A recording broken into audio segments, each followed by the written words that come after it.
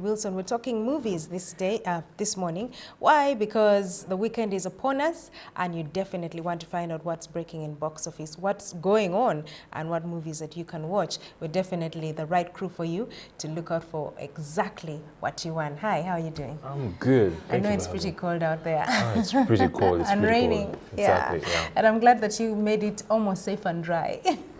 Well, I'm very happy to do that as well. Okay. Yeah. So the weekend, I mean, the year started off on, I think, a very good note.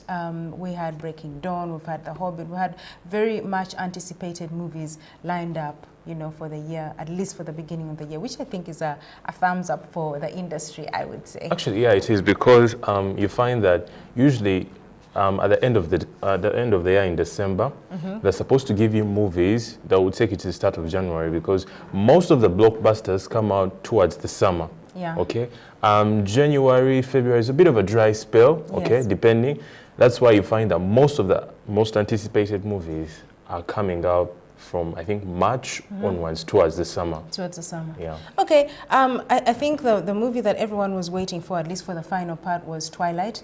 And we take a look at what it was in the beginning when Twilight had just started, when we watched the very first scene of Twilight. We're going to take a look at the very first trailer. We'll take it back in time and bring you forward.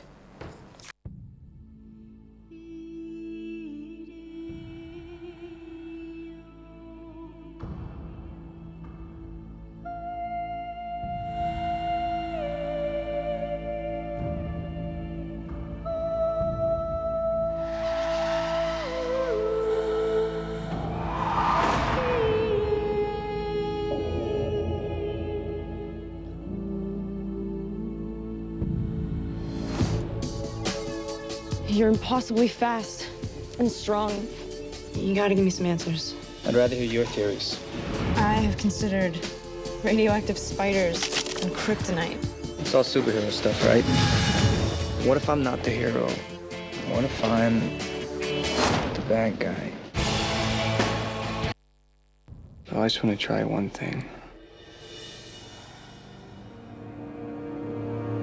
Don't know how long I've waited for you.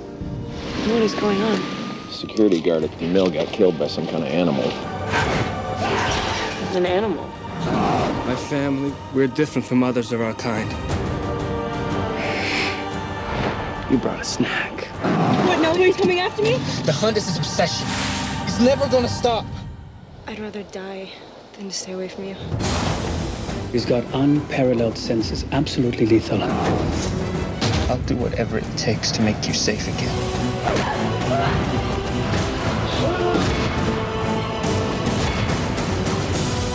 You're faster than the others, but not stronger. I'm strong enough to kill you. You are my life now.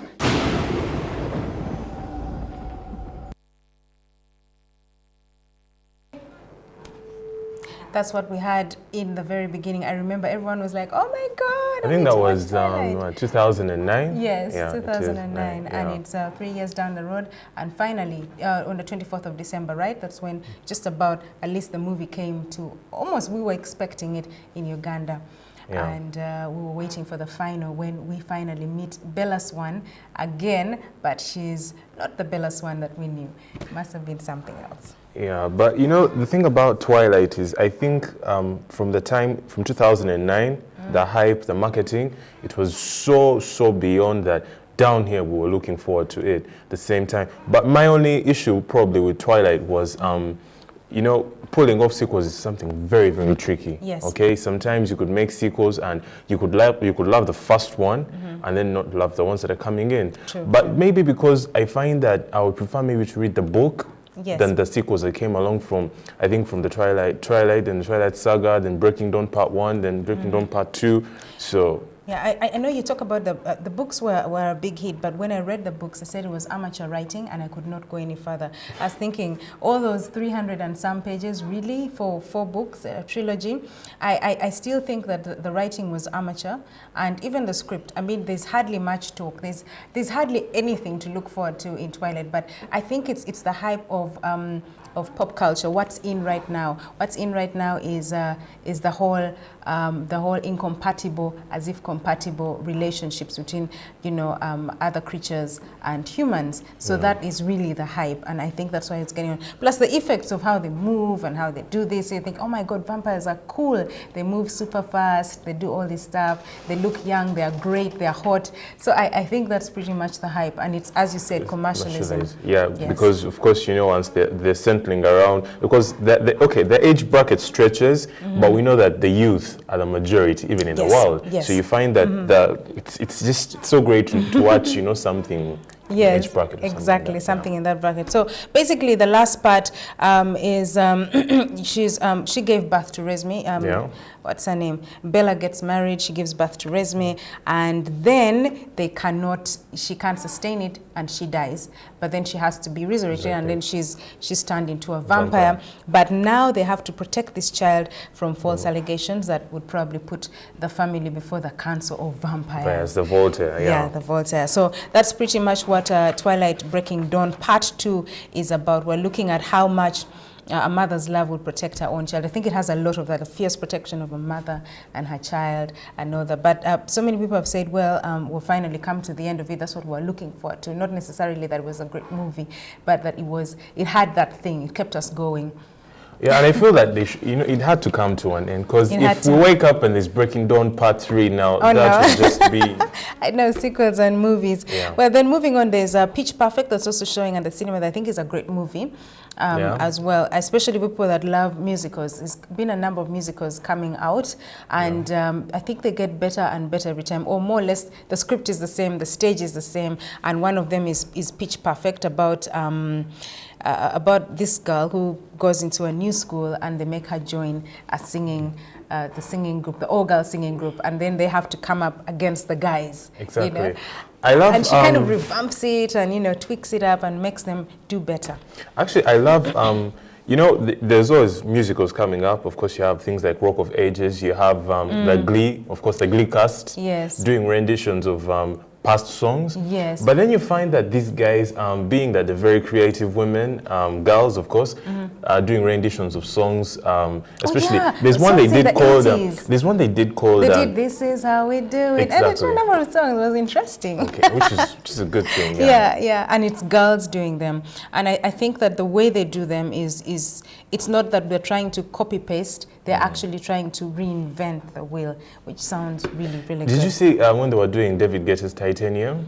I don't think I saw that one. It was good. It was really good. It was really good. Yeah. Well, and then what about for the cast? Did you think that the cast was strong enough to carry the story? Well, I think the cast was good. Anna Kendrick, very good, very good. She's a very good actress, young, she has a promising career. Yes. Rebel Wilson, of course, they had to put her there. The comedy with her is just, it's off the chain, very good. Yeah, so I think they kind of pulled it off, because the guy behind this movie is the guy behind movies such as Step Up. Yeah, Step Up. Step Up Revolution was, I thought it was good. I thought the dance design was amazing. If you remember Hairspray. Yes, Hairspray. Exactly, so such musicals, the same director. So definitely it had to kind of get into this. Exactly. Yeah. Yep. So that's it, and we hope that it's also something that you can look out for, because it's one of the hot movies around. Now, Jack Reacher is another one, at least for action fans. Many people I know love some action now and again, and Jack Reacher is one of those probably all-time action thing is. But looking at 2013, 2012, 2013, movies have, even though it's action about gangbangs and dealers and police and cops and stuff, there's a way in which they just add a bit more to them. The design, the visual effect, the sound, and everything is kind of pitched up a bit. So Jack Reacher is another one. I keep asking, who in the world is Jack Reacher? Well, Jack Reacher is... in the story, you'd find that Jack Reacher, because I don't want to ruin it for the viewers, but Jack Reacher is one of those guys that is on the mission to try and find out why one guy was set up.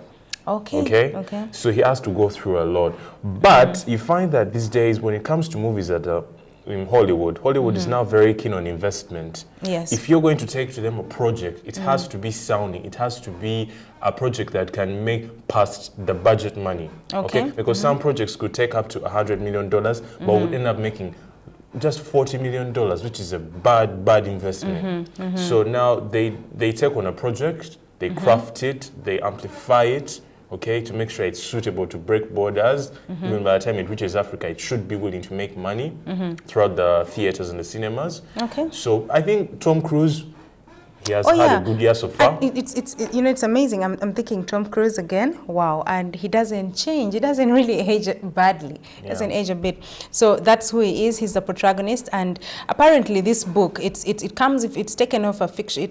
Jack Reacher is basically a fictional character of a series of books by a British author called Jim Grant, and he basically writes under a pen name called Lee Child. So, you know, the interesting thing about this movie or this story is that when he was writing the first, he didn't have the character was yet unnamed. Can you imagine? Yeah. The character wasn't named. So he had gone to a supermarket and with his wife, and then some elderly woman approaches him, and she reaches an item off a high shelf and says that, you know what?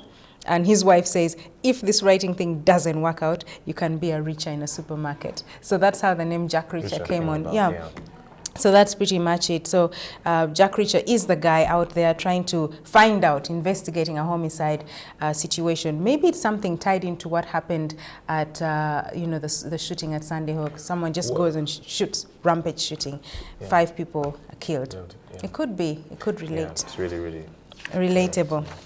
Yeah, and I think for many people, despite the fact that you'll have a bit of horror, a bit of fantasy, a bit of action, I think people like to have a bit of animation as well, and that's what we have in Hotel Transylvania. I actually saw that one, and I thought it was okay. I thought it was okay. I was dying to watch it the time I saw the trailer. So Hotel Transylvania is it's a sweet movie. Adam Sandler, if you know Adam Sandler is in the back of it, then you know it's nice. Well, sweet as in it's funny. I haven't watched it yet, but I feel that, of course, I read about it. When I heard that Adam Sandler is behind it, I knew this was going to be a funny one. It's going to be a comedy. Yes, it though had to be I don't know whether it's friendly. It's child friendly, because you know, when we buy some of these movies, we have to, of course, take kids and so that they could watch them. But I'm not really sure if it's friendly, because I've watched very many comedies of Adam Sandler. And they're not exactly child-friendly. Yeah. For me, it's more than that. I think that we have the misconception that, you know, every cartoon is child-friendly, and I don't think so. I don't think Shrek is child-friendly, for example. And if anything, yes, children can watch it, but it's got very adult jokes, very adult humor, and even the happenings. If anything, my dad actually loved Shrek. You see, so I was thinking, why this guy doesn't watch cartoons? So by the time, that means that it's meant for an older audience. Just as much as I thought this particular movie was also meant for, if anything, meant for teenagers up. You know, because there's some sexual connotations to it. There's a bit of slight language, and it's scary for children. You know, it is scary, but it's extremely funny. Is it rated? I think it is, and I think it's pretty nice. I honestly think it was a good attempt, although they tried to cram too much into it, which I thought wasn't good either, because the story doesn't seem to get off. I don't find that there's an attraction between Mavis and Dracula and the boy that's coming, you know, the human boy that's coming, and he's in love with Dracula's daughter. There's a way in which the connection is not really there. It was as if they just tried to fit it up. And I think that the space is too small. The hotel in itself, it's just something very suffocating about. Do you think it was a rush project? I thought like the studio was behind schedule, and they were trying to outcompete probably a movie that was coming out at the same time. Well, I don't know if I would say that, but I would say that it felt a bit muddled up. It felt a bit muddled up for, I guess they were trying to say, okay, fine, because cartoons are about an hour and 30 minutes long, let's keep it. I think they could have stretched it a bit. They could have, there's so much humor going on that it covered up for a lot of the spaces, which for me was the underlying story. So. All right, very quickly, a scale of 1 to 10. Yeah, where would I place it? Yeah. Half and half, 5. 5 out of 10. Put it at 5, yes, at 5 out of 10. But I definitely would say go for the humor. The humor is off the hook. And as Dracula, it's interesting, extremely. Yeah, and finally, our #1 movie of all time, I guess, or for the millennium and for 2013, something that you definitely need to go and watch is The Hobbit. Yeah. You know, the very beginning of the journey. And I was told by someone that it's the start, actually, of another trilogy. Yes. You know, because this takes us straight back to 2002 when we had Lord of the Rings. Yes. So now we have The Hobbit. So that means we're looking towards the next 3 years of unbeatable, adventurous movies. And that's what they bring, unbeatable adventure. So it's an unexpected journey. We actually go back to who Bilbo Baggins was, and basically he starts off the journey to the Lonely Mountains with a group of dwarves in order to reclaim their land. So that's pretty much the story in a nutshell. Dwarves with big feet? Yes, dwarves with big feet. And he's the only hobbit, and they say, well, you need a hobbit because the hobbits are not going to be clearly recognized by all the other people. And we also find out how he actually meets Smeagol. Yeah. That's how he meets Smeagol with his precious ring, and we piece the story from what we had as a sort of prologue at the beginning of Lord of the Rings. Yes. So I think that the journey is pretty good. The head of the dwarfs for me took the cake. He was very intense. I thought his eyes spoke volumes throughout the movie, and they really focused on that. But it was an amazing one. But it's a good movie and has a very good rating, which is 8, which is very good. Seeing that this project was worked on for close to a year. Film shooting, they had to go to different places, Ireland because of the scenery and all that. And of course, Peter Jackson being behind it, same guy who worked on the cast of Lord of the Rings. Yes. So you clearly see good work from there. Yeah, good work. Definitely. So I highly recommend you have to go watch The Hobbit. It's a good movie. It's a good movie. Yeah. Well, let's take a look at the trailer just so you can taste just the tip of the iceberg of what exactly you'd be missing out if you didn't watch The Hobbit. Far to the east, over ranges and rivers, lies a single solitary peak. The dwarves are determined to reclaim their homeland. I like visitors as much as the next hobbit. But I do like to know them before they come visiting. Mr. Baggins? At your service. I'm surrounded by dwarves. What are they doing here? Oh, they're quite a merry gathering. So, this is the Hobbit. You asked me to find the 14th member of this company, and I have chosen Mr. Baggins. Me? No. Hobbits can pass unseen by most if they choose, which gives us a distinct advantage. We will seize this chance to take back Erebor! Here, Mr. Bilbo! Where are you off to? I'm going on an adventure! Mithrandir, why the halfling? Why Bilbo Baggins? Perhaps it is because I'm afraid. And it gives me courage. So this is your purpose, to enter the mountain? What of it? There are some who would not deem it wise. A dark path has found a way back into the world.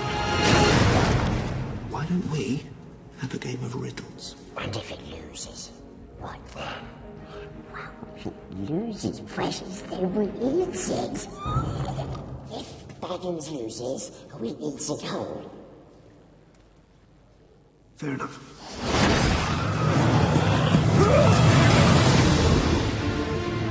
I will take each and every one of these dwarves over the mightiest army. Loyalty, honor, a willing heart. I can ask no more than that.